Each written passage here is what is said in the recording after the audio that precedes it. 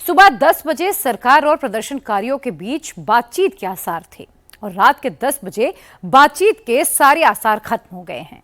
सुबह 10 बजे शिक्षा मंत्री का इस्तीफा मांगा जा रहा था। रात के 10 बजे यह साफ हो गया कि इस्तीफा नहीं होगा। सुबह 10 बजे प्रदर्शनकारी सड़क पर थे और शिक्षा मंत्री दिन भर संसद में दिखे। सुबह 10 बजे से रात के 10 बजे तक दिल्ली में वो दिखा जो वर्षों से नहीं दिखा था। संसद से बहुत करीब पुलिस और प्रदर्शनकारियों के बीच टकराव हुआ। आंसू गैस के गोले चले, पत्थर फेंके गए, धक्का मुक्की हुई, कहा सुनी भी हुई। क्या नई दिल्ली में इतना तनाव इसलिए है कि यूपी और पंजाब में चुनाव है? आज जो बवाल हुआ वो एक दिन के लिए था या नया सिलसिला शुरू हुआ है? मोदी विरोधी, योगी विरोधी सारी फोर्स जंतर मंतर पर पहुंच रही है। मुद्दा बच्चे हैं या बच्चे के कंधे पर रखकर नेता बंदूक चला रहे हैं? इस रिपोर्ट में समझिए।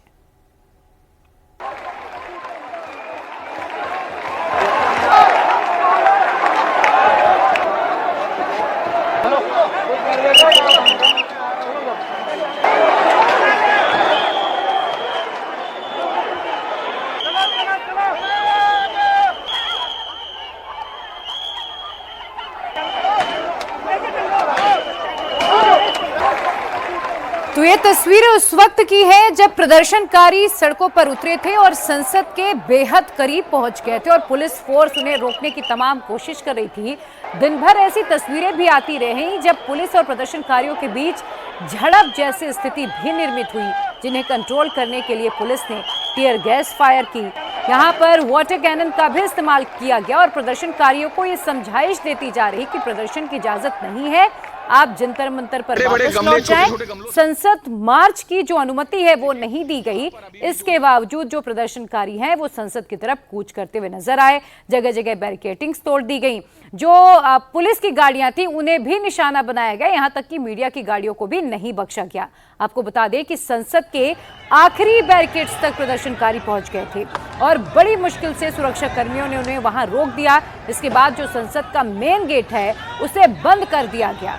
आज दिन भर की ये तस्वीरें ये बताने के लिए काफी हैं कि ये जो प्रोटेस्ट है इसने एक अलग रंग ले लिया। देखिए कैसे इस प्रोटेस्ट में कई ऐसे प्रोटेस्टर्स भी शामिल हुए जो पत्थरबाजी सुरक्षा कर्मियों के ऊपर करते हुए नजर आ रहे थे, जिसके चलते भीड़ को तितर-बितर करने के लिए पुलिस ने यहाँ पर फिर हल्के बल प्रयोग की शुरुआत की। ये तस्वीरें आज दिन भर इसी तरीके की सामने आती रहीं और अब रात के 10 बज चुके हैं और अब एक बात तो तय हो गई है कि फिलहाल जो शिक्षा मंत्री धर्मेंद्र प्रधान है उनका इस्तीफा नहीं होने जा रहा है। सवाल इस वक्त कई उठ रहे हैं, क्या ये एक संयोग है या कोई नया प्रयोग है? क्योंकि पंजाब और उत्तर प्रदेश में चुनाव है, क्या उसके मद्देनजर जानबूझकर इसे सियासी रंग देने की कोशिश की जा रही है? क्या इस पूरे प्रोटेस्ट को अब सियासत ने हाईजैक कर लिया है? ये तमाम सवाल इस वक्त इस प्रोटेस्ट को लेकर खड़े हो रहे हैं। हालांकि प्रदर्शनकारियों का जो सीजेपी का 2 लोगों का डेलीगेशन है वो जेपी नड्डा से मिलने के लिए भी पहुंचा और जेपी नड्डा की तरफ से भी ये बताया गया कि प्रदर्शनकारियों की तरफ से पहली बार सरकार से बातचीत करने की पेशकश की गई और हमने बातचीत की भी है। लगभग जो ये मुलाकात थी ये 5 घंटे तक चली। पहले मौखिक रूप से बातचीत हुई और इसके बाद फिर जो लिखित मांगे हैं सीजेपी की तरफ से वो मांगे जेपी नड्डा को सौंपी गई। जेपी नड्डा ने उन्हें ये आश्वासन भी दिया कि वो बात करेंगे इस पर आगे और जो भी निष्कर्ष होगा, जो भी फैसला होगा उसकी जानकारी देंगे। उन्होंने प्रदर्शनकारियों से अपील करते हुए ये भी कहा कि प्रशासन की मदद करें, अपने प्रोटेस्ट को खत्म करें।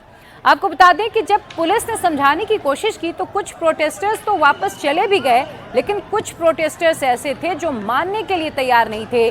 वो लगातार पत्थरबाजी कर रहे थे। पुलिस के साथ झड़प भी हुई जिसमें 50 से ज्यादा पुलिसकर्मियों के जख्मी होने की खबर भी सामने आई है और दिल्ली पुलिस की तरफ से बार बार ये साफ किया गया कि प्रदर्शन की इजाजत नहीं है।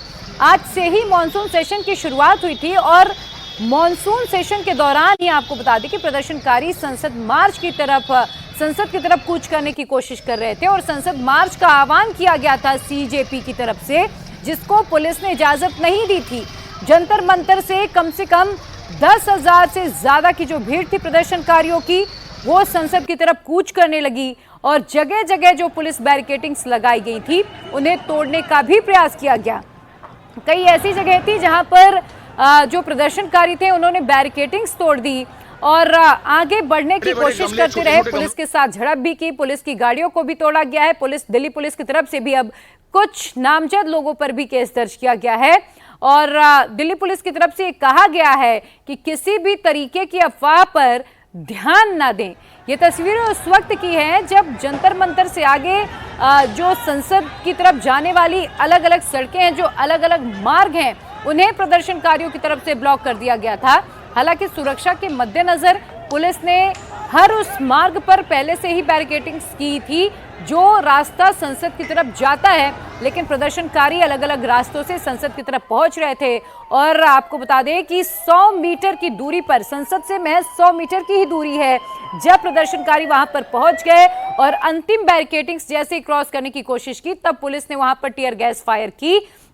इसके अलावा तमाम जानकारी बताते हैं कि दिल्ली में इससे पहले कम से कम जो हाई सेंसिटिव जोन वाले इलाके हैं, इससे पहले इस तरीके का उग्र प्रदर्शन इन इलाकों में तो कम से कम नहीं हुआ। दिल्ली में पिछले कई सालों से ऐसी तस्वीर शायद किसी ने नहीं देखी होगी जो तस्वीर आज दिल्ली की अलग अलग सड़कों पर नजर आई।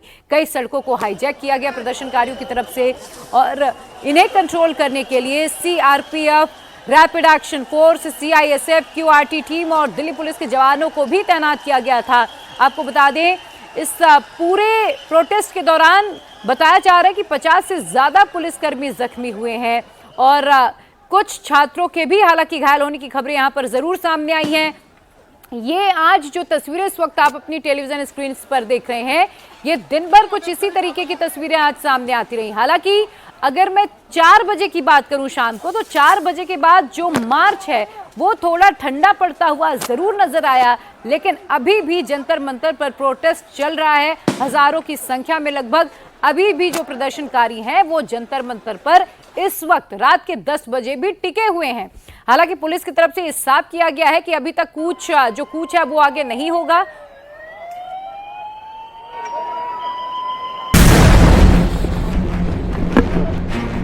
पच्चीस साल में पहली बार पार्लियामेंट के गेट बंद करने पड़े। 25 साल में पहली बार संसद के गेट पर इस तरह ताले लगाने पड़े। 2001 के बाद पहली बार ऐसा हुआ कि संसद की सुरक्षा में तैनात सुरक्षा कर्मियों को इस तरह पोजीशन लेना पड़ा। दिल्ली ने पॉलिटिकल प्रोटेस्ट पहले भी देखे हैं, लेकिन कुछ चीजें पहली बार हुई हैं।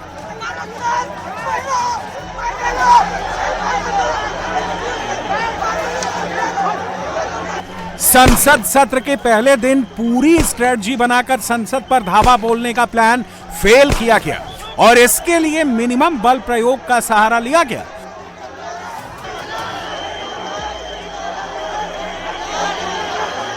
दिल्ली में शाम का अंधेरा होने से पहले ही जंतर मंतर के तंबू उखड़ गए।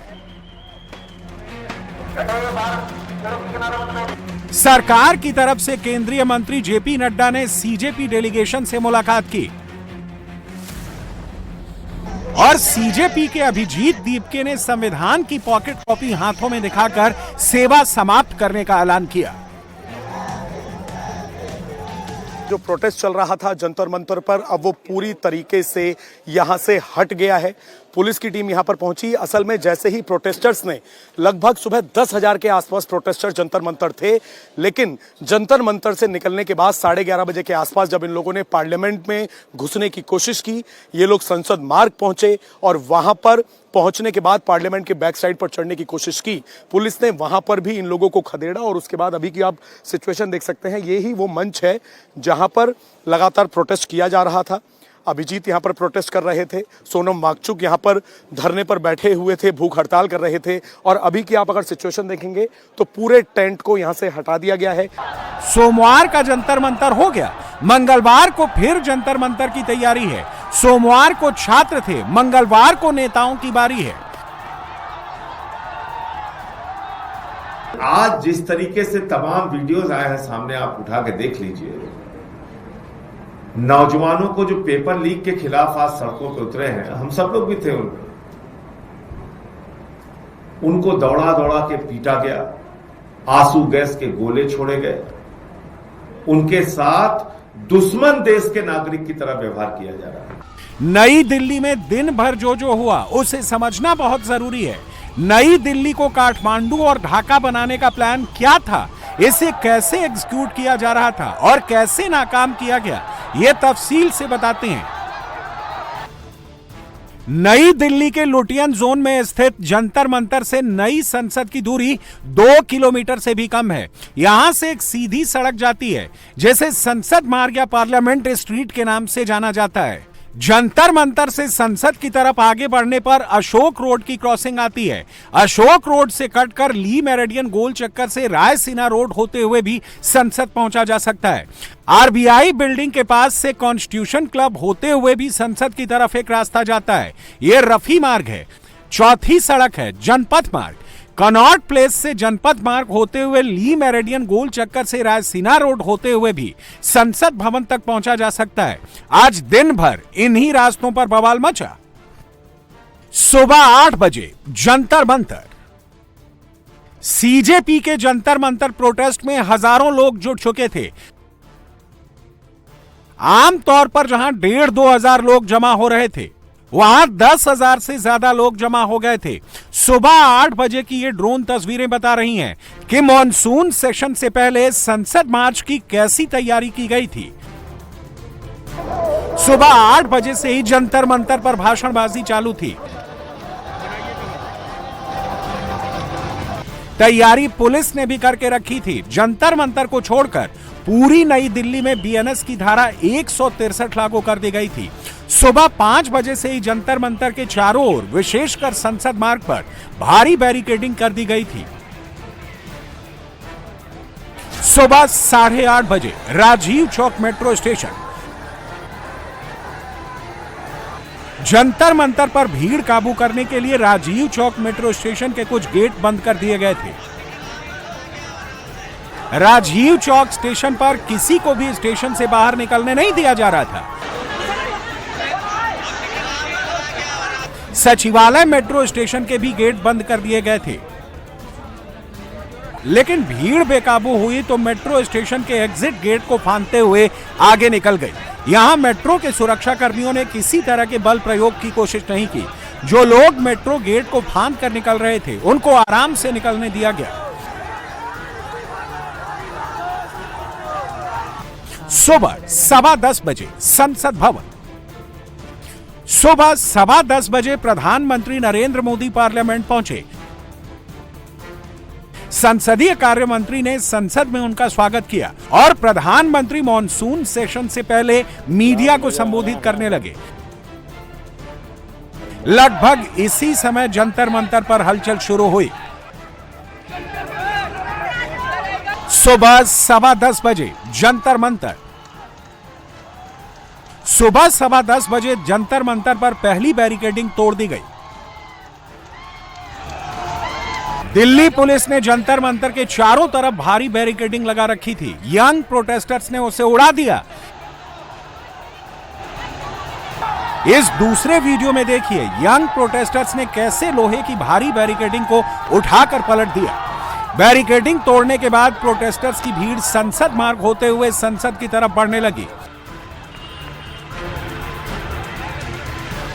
सुबह 10:20 संसद मार्ग।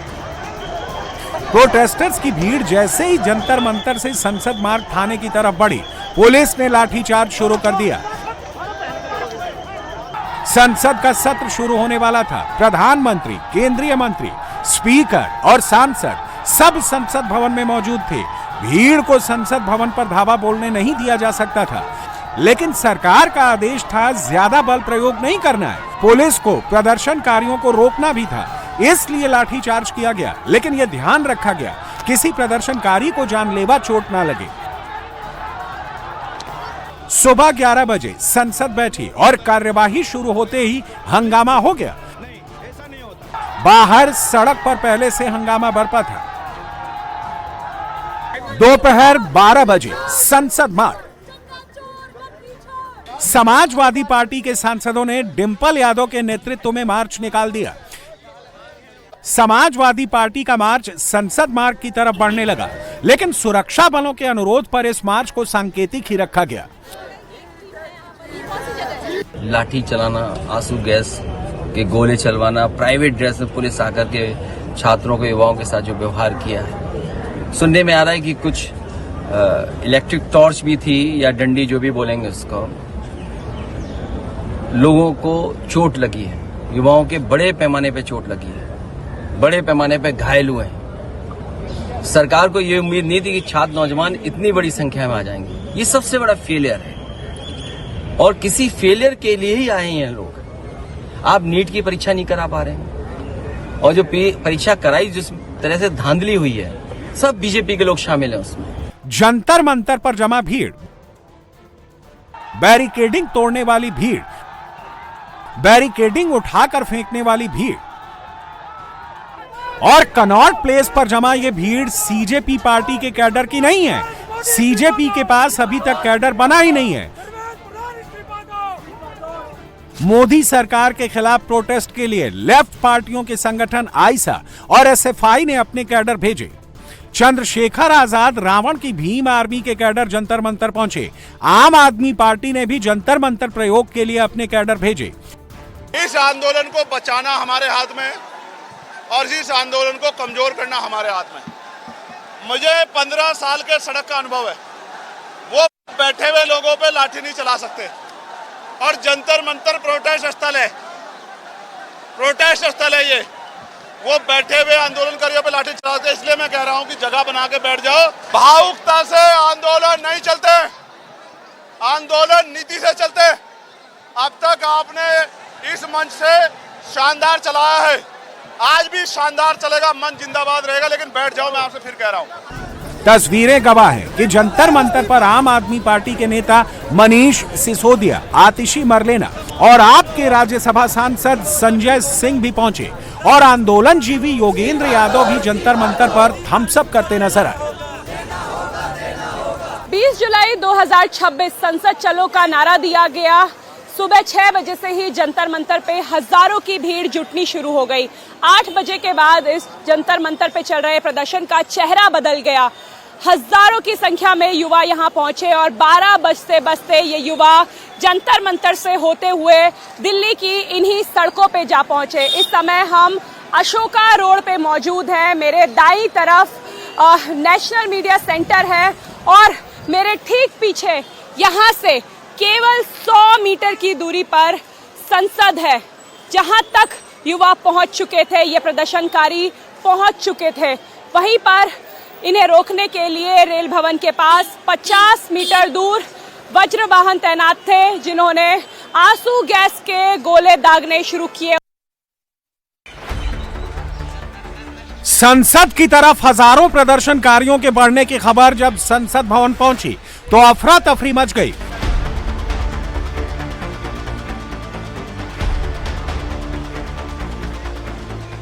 आनन फानन में संसद के दरवाजे बंद कर दिए गए, एक गेट पर ताला मारना पड़ा।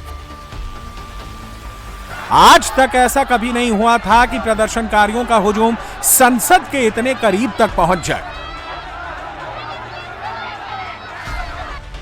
संसद मार्ग पर पुलिस ने मोर्चा संभाल रखा था। आंसू गैस के गोले दागे जा रहे थे। इसी बीच प्रदर्शनकारियों ने दूसरा रूट पकड़ लिया। अशोक रोड से ली मेरिडियन सर्किल होते हुए प्रदर्शनकारी रायसीना रोड के रास्ते रेल भवन तक पहुंच गए। दोपहर 12:30 बजे रेल भवन, जिस रेल भवन से संसद की दूरी महज कुछ 100 मीटर की है, उसी रेल भवन के पास ऐसा हुजूम उमड़ पड़ा।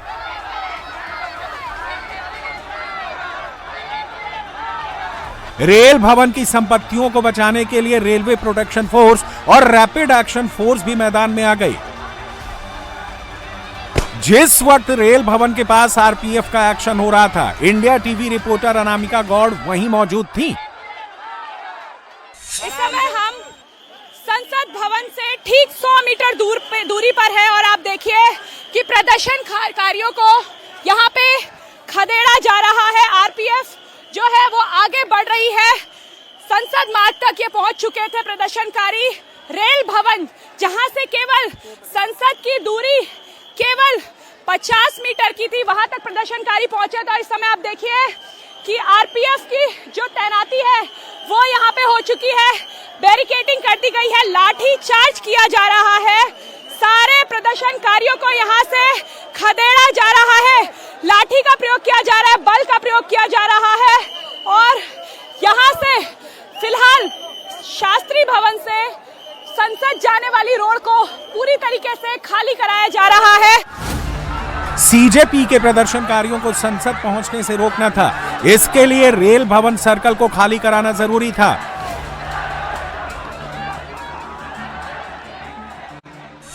देश की संसद भवन की दूरी रेल भवन से महज चंद कदम है।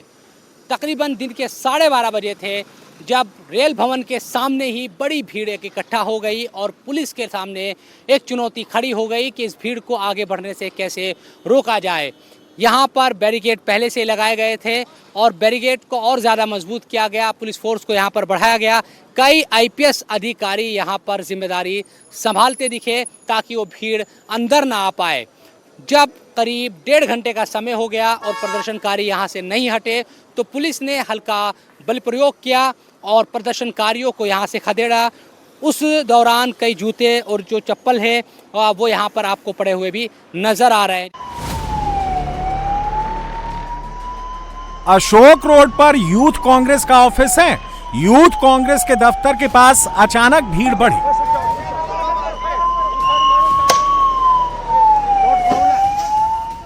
मैं यूथ कांग्रेस के ऑफिस के बाहर हूँ। देखिए यहाँ आंसू गैस का इस्तेमाल किया गया है। तमाम जो छात्र है वो अब मुंह पर कपड़ा रखते हुए और आगे की तरफ भागने की कोशिश कर रहे हैं। आंखों में बहुत ज़्यादा जो जलन है वो पैदा हो गई है और सांस लेने में भी बहुत दिक्कतों का सामना करना पड़ रहा है।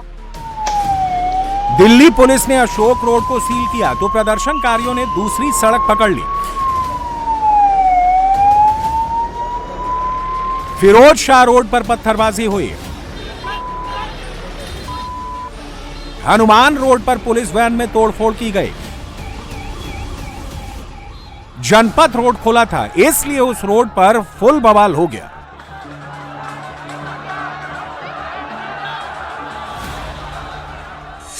इस समय मैं चौराहे पे खड़ी हूँ। मेरे दाहिने हाथ पे जंतर मंतर है और ये जनपथ को जाने वाला रास्ता है। यहाँ पे इस समय हजारों की संख्या में प्रदर्शनकारी इकट्ठा हो चुके हैं जो धर्मेंद्र प्रधान का इस्तीफा मांग रहे हैं। नई दिल्ली का लुटियन जोन राजधानी का सबसे सुरक्षित इलाका माना जाता है। यहां बवाल करने का मतलब नेशनल इंटरनेशनल हेडलाइन बनाना था।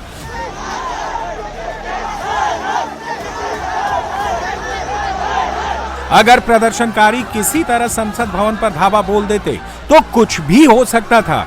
संसद की सुरक्षा के लिए पुलिस बल प्रयोग करती तो सरकार को बदनाम किया जाता और अगर पुलिस बल प्रयोग नहीं करती तो किसी भी अनहोनी से इनकार नहीं किया जा सकता था। 20 जुलाई 2026 संसद चलो का नारा दिया गया। सुबह 6 बजे से ही जंतर मंतर पे हजारों की भीड़ जुटनी शुरू हो गई। 8 बजे के बाद इस जंतर मंतर पे चल रहे प्रदर्शन का चेहरा बदल गया। हजारों की संख्या में युवा यहां पहुंचे और 12 बजते ये युवा जंतर मंतर से होते हुए दिल्ली की इन्हीं सड़कों पे जा पहुंचे। इस समय हम अशोका रोड पे मौजूद हैं। मेरे दाईं तरफ नेशनल मीडिया सेंटर है और मेरे ठीक पीछे यहाँ से केवल 100 मीटर की दूरी पर संसद है, जहां तक युवा पहुंच चुके थे, ये प्रदर्शनकारी पहुंच चुके थे। वहीं पर इन्हें रोकने के लिए रेल भवन के पास 50 मीटर दूर वज्र वाहन तैनात थे, जिन्होंने आंसू गैस के गोले दागने शुरू किए। जंतर मंतर पर शाम के 4 बजे सीजेपी का तंबू उखाड़ा गया। प्रदर्शनकारियों के पास कोई ठिया नहीं बचा तो लौटते लौटते उन्होंने मैक्सिमम डैमेज करने का प्रयास किया। रात के 8 बजे तक पुलिस ने पूरी नई दिल्ली को सिक्योर कर दिया। सिक्योरिटी फोर्सेस ने फ्लैग मार्च करके पूरा इलाका अपने नियंत्रण में लिया। लेकिन कॉकरोच जनता पार्टी ने अभी हथियार नहीं डाले हैं। दिल्ली में अंधेरा होते ही सीजेपी के अभिजीत दीप के जंतर मंतर पर केरल हाउस के पास फिर से धरने पर बैठ गए। उनके साथ 300 से 400 लोग भी मौजूद हैं।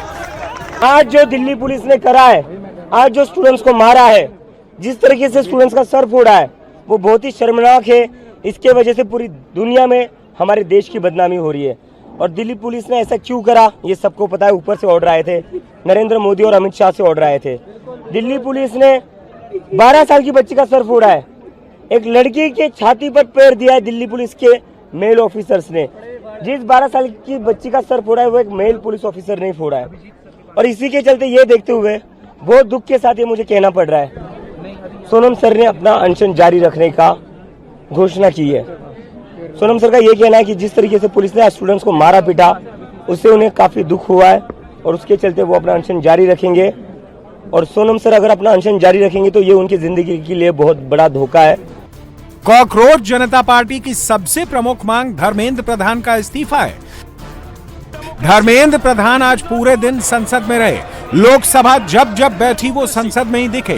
प्रधानमंत्री नरेंद्र मोदी जब लोकसभा में मौजूद थे तब भी धर्मेंद्र प्रधान उनके पीछे बैठे थे। प्रधानमंत्री के नहीं रहने पर धर्मेंद्र प्रधान एक बार अगली सीट पर भूपेंद्र यादव के पास भी आकर बैठे।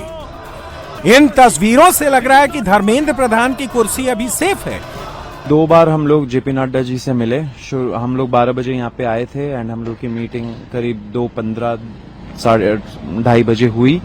एंड मीटिंग में हम लोगों ने यही बोला कि हमारे 3 डिमांड्स हैं। पहले कि सोनम वांगचुक जी को तुरंत रिलीज किया जाए एंड जब तक वो फॉर्मेलिटीज पूरी होती है उसमें उनको एक वीडियो बनाने का अलाउ किया जाए। वो वीडियो में यही हो कि वो अपील करे शांति बनाए रखने के लिए, लेकिन वो अभी तक हुआ नहीं है। नंबर 2 हमारा ये भी डिमांड है कि धर्मेंद्र प्रधान जी का रेजिग्नेशन तो अब आना ही पड़ेगा। या तो उनको बर्खास्त करे कैबिनेट से या तो वो खुद रिजाइन करे। प्रोटेस्ट तब तक चालू रहेगा जब तक उनका रेजिग्नेशन नहीं आ जाता। और तीसरा जो नीट के फैमिलीज है, जो बच्चे मर गए हैं 20 से ज्यादा, उन फैमिलीज को 1 करोड़ का मुआवजा मिले।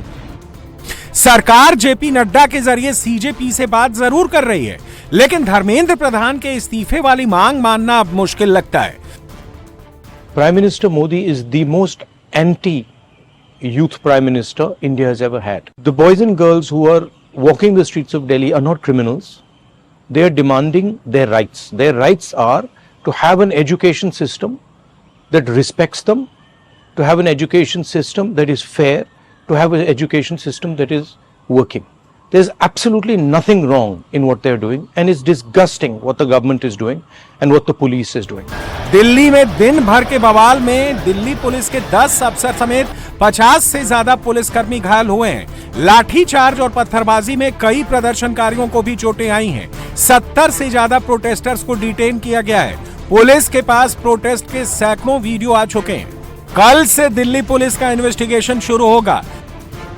कल सुबह एनडीए की भी मीटिंग है। एनडीए की मीटिंग के बाद सरकार पॉलिटिकली एक्टिव होगी, फिर असली एक्शन शुरू होगा।